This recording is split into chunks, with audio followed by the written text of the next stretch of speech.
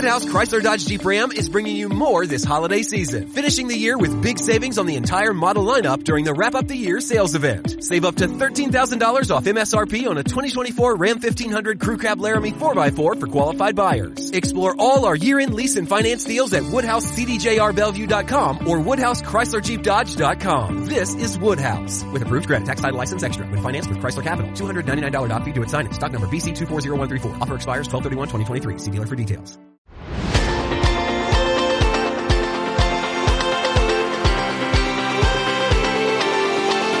Muy buenas y bienvenidos al programa de radio Tertulia Jurídica, el podcast donde los profesionales del derecho se quitan la toga y comparten su visión sobre los temas de actualidad. Pero antes de seguir, os voy a presentar al pedazo de equipo que tenemos hoy en este programa. Para empezar, Cristina Cubiles, abogada de Cubiles y Asociados. Hola. Buenas tardes. Buenas tardes, Cristina. Para continuar, Enrique Sainz, es abogado de Fuster Fabra Abogados. Hola, Enrique. Buenas tardes. Buenas tardes.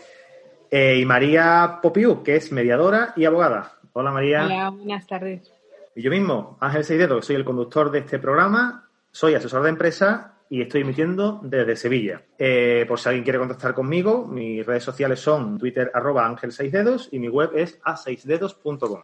Hoy tenemos un tema bastante interesante, pero antes queremos entrar en las novedades que se ha publicado el Real Decreto 9/2000 de 2020, el 28 de marzo. Voy a marcar 4 puntos que me han parecido interesantes y el primero de ellos es que se mantiene la actividad a los sanitarios, el centro de atención a personas mayores. También se limita los ERE, los ERTE y los despidos. Se han publicado también medidas para mejorar el procedimiento del desempleo, para solicitar el desempleo.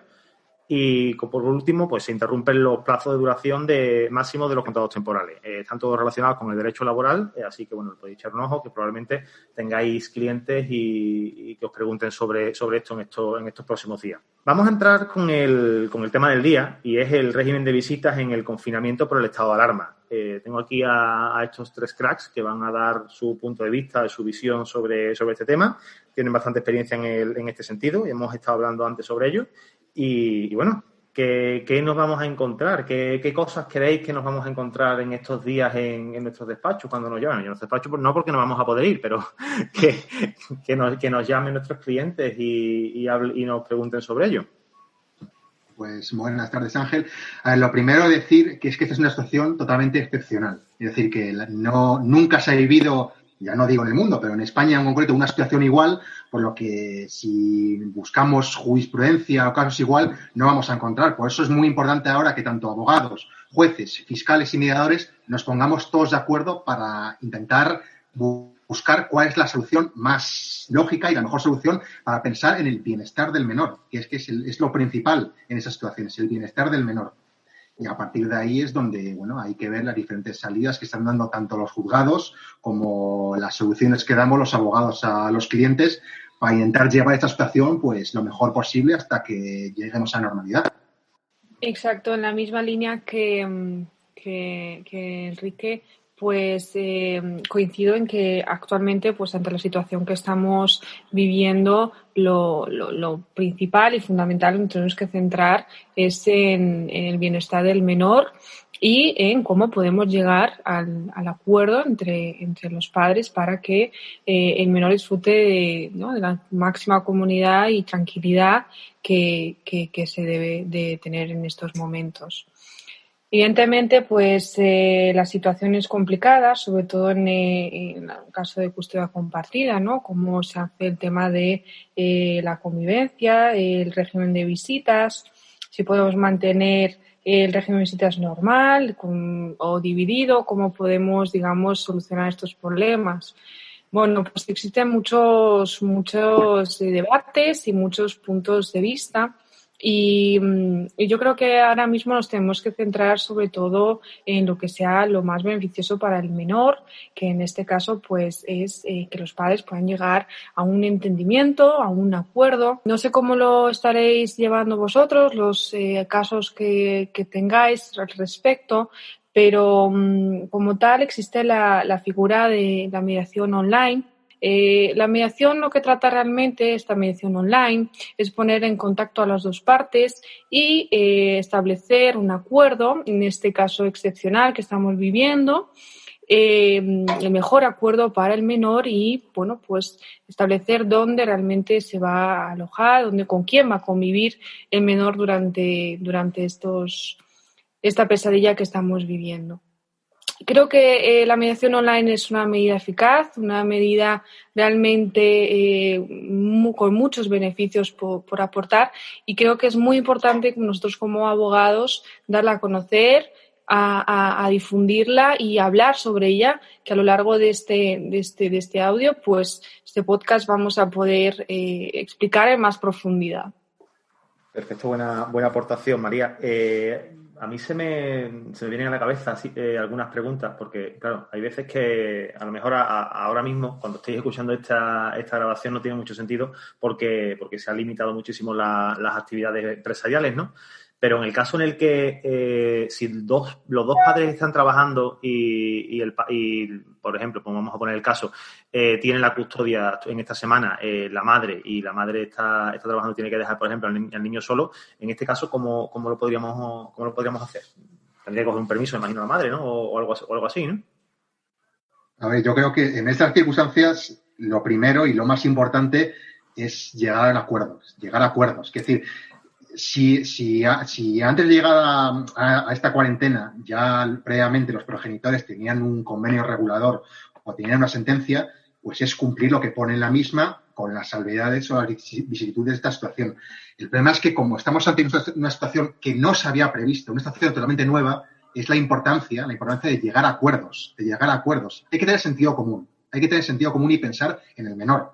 Y es muy importante que ambos progenitores lleguen a acuerdos por el bienestar del menor, para que el menor se quede durante el tiempo que dure toda esta situación en un domicilio y no salga a la calle. Principalmente porque está prohibido. El Real Decreto lo ha prohibido. En segundo lugar, porque eso es darle un riesgo al menor en que ese cambio de custodia, o si hay una visita fijada, pues la posibilidad de que se contagie, la posibilidad de que se cruce con alguien que pueda estar contagiado. Por eso es muy, muy importante llegar a acuerdos que regulen todas estas situaciones que estamos hablando. Situaciones que ya se compensan en el futuro, pero que mientras dure esto, pues al menos que se piense qué es lo mejor para el menor, y que no se ponga en riesgo su salud.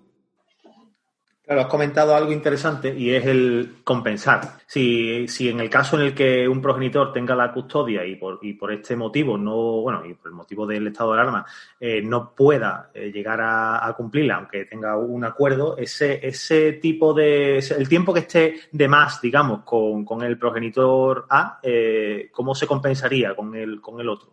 ¿Habría un acuerdo privado o sería ¿habría alguna forma de ejecutarlo de alguna manera?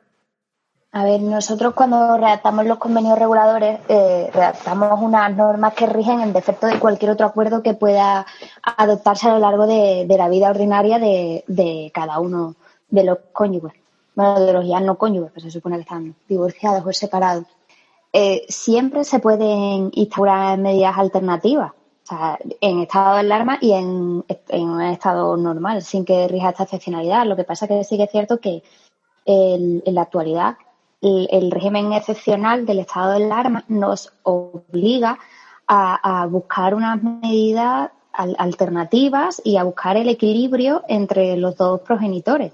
Evidentemente, durante lo que dure el estado de alarma, el equilibrio entre los progenitores del menor va a ser muy complicado, porque lo primero que se intenta instaurar es que nadie circule por la calle. Ese nadie circule implica que no se pueden o no se deben realizar los desplazamientos desde un domicilio a otro domicilio. Ahora bien, sí que nos podemos encontrar que el régimen de visitas instaurado sea el típico de 2 tardes por semana y fines de semana alternos, y durante este tiempo que dure el régimen de visitas, que dure el estado de alarma, excepcionalmente se puede instaurar que sea pues por semanas alternas, o que en lugar del fin de semana tenga 2 días, pues se le pone 3 días al fin de semana, y así se equilibra esas 2 tardes intersemanales. Aquí el negocio o la virtud está en encontrar el equilibrio entre los dos progenitores y que ninguno de los dos se encuentre en peor situación. Si bien es cierto que si durante el tiempo que dure el estado de alarma algunos se quedan en peor situación, una vez finalizado el estado de alarma podrá exigir judicialmente esa compensación en tiempo que no haya podido disfrutar con los menores, pero durante el estado de alarma difícilmente se va a poder tramitar cualquier procedimiento en ese sentido. Tiempo y dinero, ¿no? Por ejemplo, ¿no? Si supone un gasto, un incremento del gasto de manutención, en el caso en el que el progenitor que se quede más tiempo con el menor, en este caso imagino que igualmente se podrá exigir judicialmente este gasto extraordinario, ¿no? Sí, aquí el problema principal que tenemos es la teoría es lo que hemos dicho al principio, el sentido común. Debe imperar el sentido común. Es decir, si ambos progenitores llegan a un acuerdo por el bien del menor, tanto en el momento actual cuando acabe la situación, perfecto. El problema es que los que trabajamos en despacho y vemos todavía temas de derecho de familia, vemos que esto es una utopía pues muy bonita, pero difícil de cumplir. Y por desgracia, muchas veces... De hecho, hay una frase que lo dijo Hijas, que es un juez de familia, y dijo que los conflictos y los problemas empiezan cuando se dicta la sentencia de divorcio o separación. Y el problema es que si los progenitores se llevan bien o tienen una relación relativamente cordial, pues la cosa funciona, se llega a acuerdos perfectamente. El problema es que cuando esa relación cordial no existe y hay que actuar en beneficio del menor, pero es que no siempre es fácil pensar esto porque hay muchos progenitores que, desgraciadamente, y lo digo como abogado, también María lo puede decir también como en el sentido como abogada y mediadora, pero desgraciadamente es difícil, muchas veces hay progenitores que piensan, en lugar de pensar en el beneficio del menor, piensan en su interés propio. Que se aprovechan vilmente esta situación pues para perjudicar al otro o para no... Claro, y ahí es cuando tanto abogados como mediadores debemos intervenir. Debemos justamente evitar que esto se judicialice. Es decir, ya sea los mecanismos que ahora existen, que estén abiertos para intentar para estas situaciones, como posteriormente. Si se puede llegar a un acuerdo, perfecto. El problema es que no es nada fácil llegar a acuerdos, justamente, porque a veces el principal enemigo es el cliente. Eso es exactamente de acuerdo con Enrique y tenemos que tener en cuenta que ahora tenemos que sacar lo mejor de nosotros, ¿no? Y todos estamos atravesando por lo mismo y no es momento de ponernos a empezar conflictos tenemos que aplicar el sentido común y es el máximo beneficio para el menor. Quería puntualizar algo que anteriormente quería comentar y es que en el Real Decreto, concretamente en el artículo 7.1, del Real Decreto de Alarma que se ha publicado el 14 de marzo, dice así literalmente, dice que se permite circular por la vía pública para la asistencia y cuidado a mayores, menores, dependientes, personas con discapacidad o personas especialmente vulnerables. Vemos aquí la palabra menores. Entonces es importante entender que esto qué quiere decir. Esto realmente implica el régimen de visitas si se permite. Es decir, es realmente tan generalista que genera dudas, ¿no? Tenemos que tener en cuenta que el 60% de los padres están divorciados y con régimen de custodia, de visitas. Entonces, pues si todo el mundo aplicaríamos esto, pues nos damos cuenta que el virus se propagaría muchísimo más y pues el menor estaría totalmente desprotegido. Claro, no debemos de olvidar que lo que se pretende siempre es el bienestar del menor, ¿no? Y además, yo creo que uno de los errores que se ha cometido más flagrante ha sido que no hay una línea concreta de los juzgados de familia que digan, tenemos juzgados de Barcelona que dicen una cosa, en Sevilla dicen otra. Y con respecto a esto, ¿qué es lo que opináis ustedes? A ver, yo considero que quien debió de mediar es el Consejo General del Poder Judicial y instaurar su propio criterio y vetar un poco la disparidad entre los distintos juzgados de familia, porque cada uno en función a su zona o en función a su experiencia puede adoptar un criterio unánime a regir en su fuero, creándose distinciones entre un fuero y otro. Entonces, ahí creo que el fallo no va tanto porque los órganos judiciales de familia hayan aunado criterios en su foro, sino porque desde arriba, desde el Consejo General del Poder Judicial, no se ha impuesto unas bases, unas normas mínimas. Lo que sí tenemos claro es que no debemos de circular por la calle, pero el artículo 7 del Real Decreto quizás nos abriera la puerta para hacer los intercambios de un progenitor a otro progenitor. Y aquí la situación que tenemos es que en ninguno de nuestros convenios reguladores se preveyó la situación de estado de alarma, con lo cual, como es una situación que estamos viviendo, pero nadie preveyó, las medidas del convenio en modo alguno se va a ajustar a lo que estamos viviendo, con lo cual estamos todos obligados a mediar, bien por medio de una mediación a la que hace referencia María, o bien los progenitores por sí mismos sentándose y hablando de qué medidas son las que van a regir durante este tiempo para prever a futuro, cuando acabe el estado de alarma, el régimen de compensación y cómo se van a compensar el exceso de tiempo que un progenitor haya tenido a los menores con el otro cuando todo esto acabe. Pero que se sienten online, que no se vayan a sentar en el mismo sitio. Que se contagien, ¿no? Efectivamente. Todo telemático. Todo telemático. Como decía Cristina, es fundamental porque realmente la mediación nos va a proporcionar ya no solamente buscar la solución al problema de si vale este mes se puede quedar con la madre, sino ir más allá y realmente pensar en cuáles son realmente los problemas de todo esto, cómo podemos llegar a la solución y no solamente ahora sino a futuro. Digamos que abre la puerta a que a través de la distancia online se llegue, digamos, al mejor acuerdo sin imaginarnos realmente las posibilidades que abarca el hecho de que simplemente una persona te pregunte ¿cómo estás? ¿Qué necesitáis? ¿Y cómo podemos resolver esto? ¿No? A veces simplemente 3 preguntas nos abre la puerta a que los dos padres que están enfrentados pues piensen en el menor, en cómo pueden protegerlo y realmente pues la responsabilidad y solidaridad que ambos deben de tener en esta situación y no ahora sino también futura. Sí, no, partimos de la base, que es lo que se ha hablado, yo creo que en esto coincidimos los 4, que lo primero que tiene que haber un acuerdo entre las partes y tiene que primar sobre todo la coherencia, ¿no? En este sentido. Sí, pero claro. Totalmente, eso no cabe discusión. Pero ¿qué pasa si, por ejemplo, tenemos uno de los progenitores que no quiere entregar al niño o a los niños y en este caso lo tendría que entregar porque el plazo, o sea, le cumple en ese momento el tiempo de custodia? ¿Se puede demandar al progenitor por incumplir la demanda? ¿El convenio? Las visitas. Sí. El problema es que lo que hay que diferenciar antiguamente cuando una pareja se divorcia o se separa, se dicta una sentencia o hay un convenio y ahí ya se regulan pues los diferentes cambios de custodia, las visitas.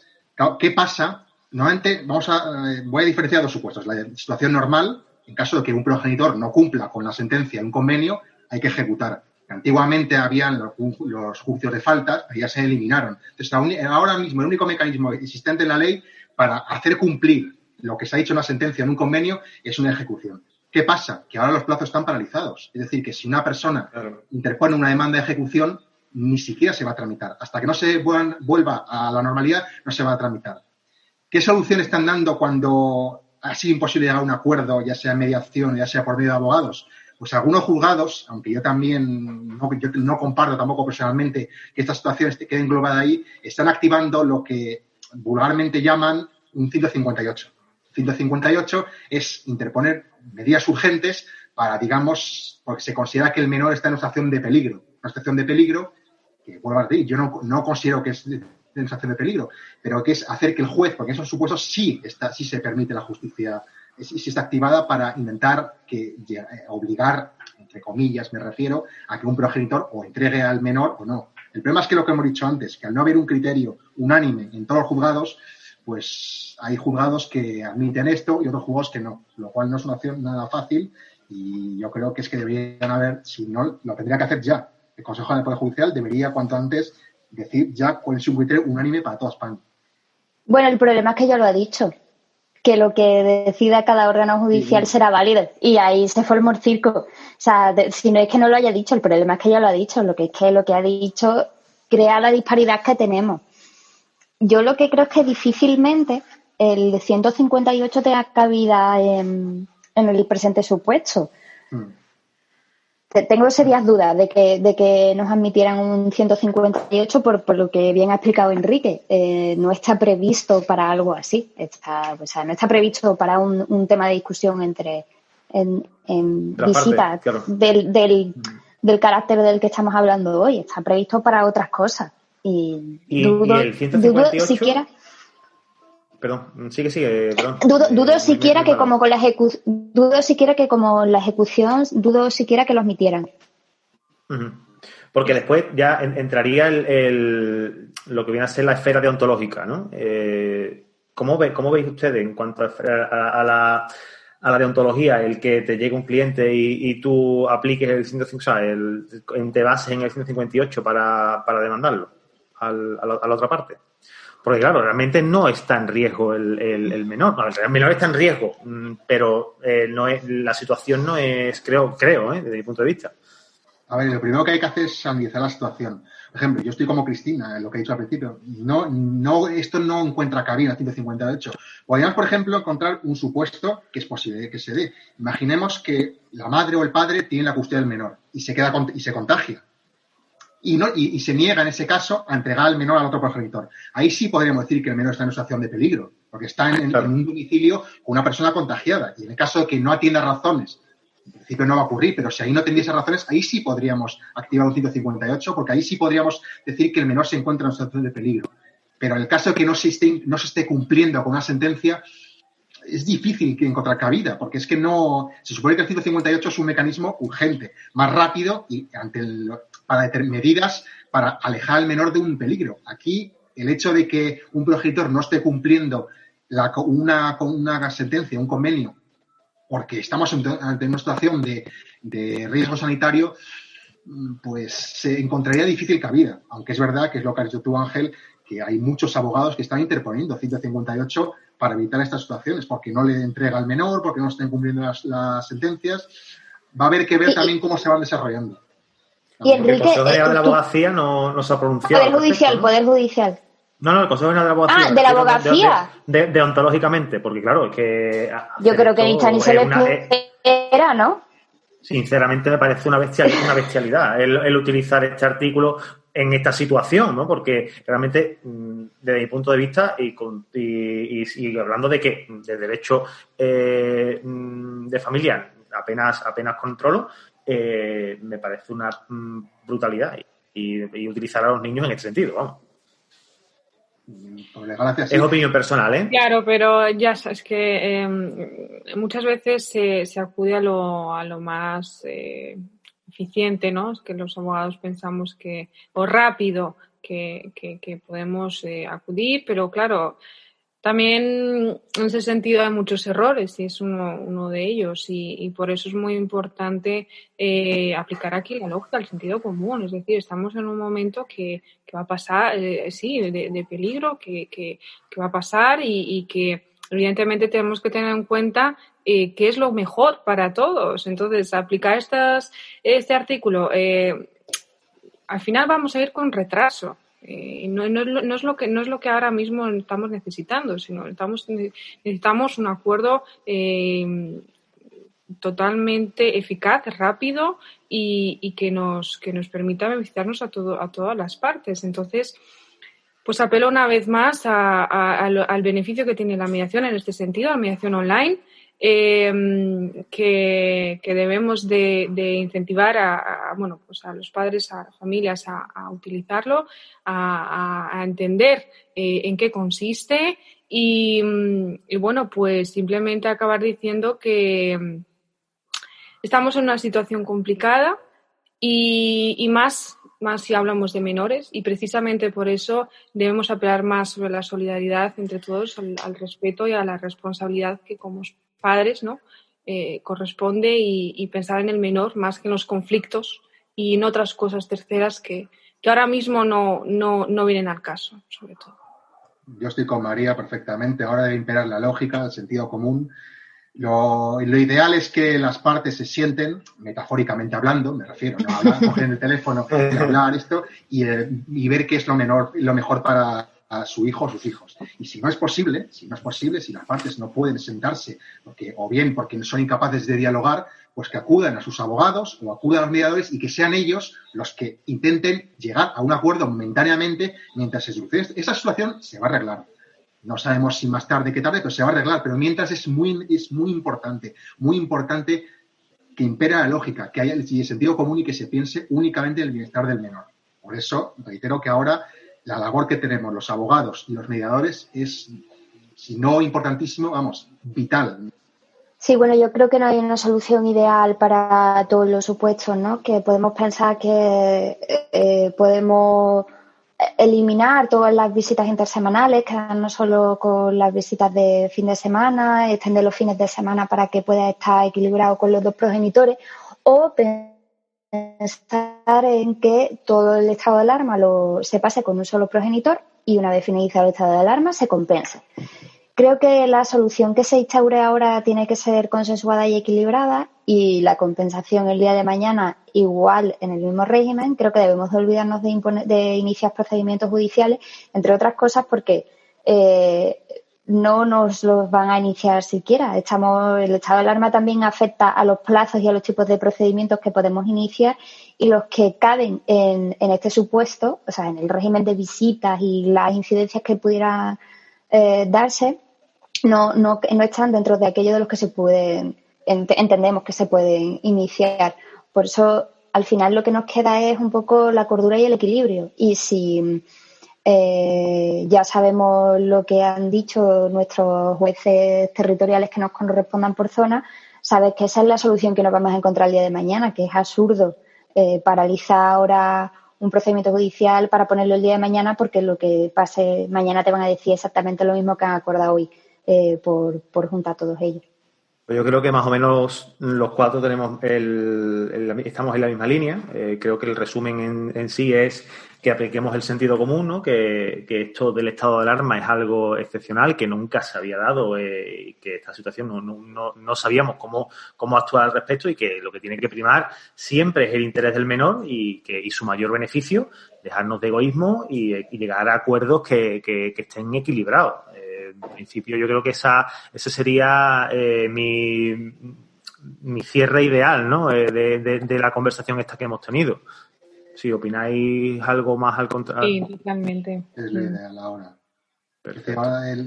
El sentido común, pensar en su hijo, y luego ya habrá tiempo, mira, si las partes se quieren pelear, ya habrá tiempo de pelearse en el futuro. Pero ahora lo importante es eso, es adaptarse a la situación en la que vivimos y hacer lo mejor para el menor. Y si lo mejor para el menor es quedarse 2 semanas, 3 semanas, o lo que dure esto, con uno de ellos y que no salga a la calle, pues eso es lo que debe hacer. Es como han dicho antes mis compañeras, ya habrá tiempo para compensar en el futuro. Perfecto. Pues bien, cerramos el programa de hoy invitándote a que te apuntes a nuestra lista de difusión.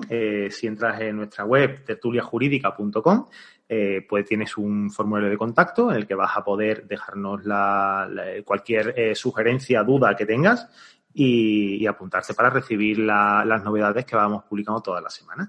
Nos despedimos y simplemente contaros que este programa es la segunda vez que se graba, porque hace un rato hemos estado grabando y ha habido un fallo técnico cometido por mí mismo, que no he grabado, y he tenido aquí a los compañeros que hemos tenido que repetir esto, pero que espero que paséis una magnífica semana y nos vemos la semana que viene.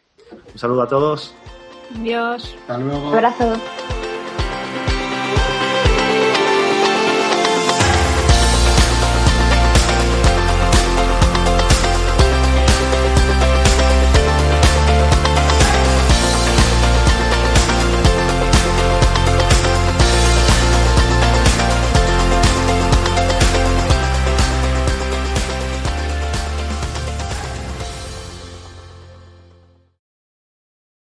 Wood Woodhouse Chrysler Dodge Jeep Ram is bringing you more this holiday season, finishing the year with big savings on the entire model lineup during the Wrap Up the Year sales event. Save up to $13,000 off MSRP on a 2024 Ram 1500 Crew Cab Laramie 4x4 for qualified buyers. Explore all our year-end lease and finance deals at WoodhouseCDJRBellevue.com or WoodhouseChryslerJeepDodge.com. This is Woodhouse. With approved credit, tax title license extra. When financed with Chrysler Capital. $299 doc fee due at signing. Stock number BC240134. Offer expires 12/31/2023. See dealer for details.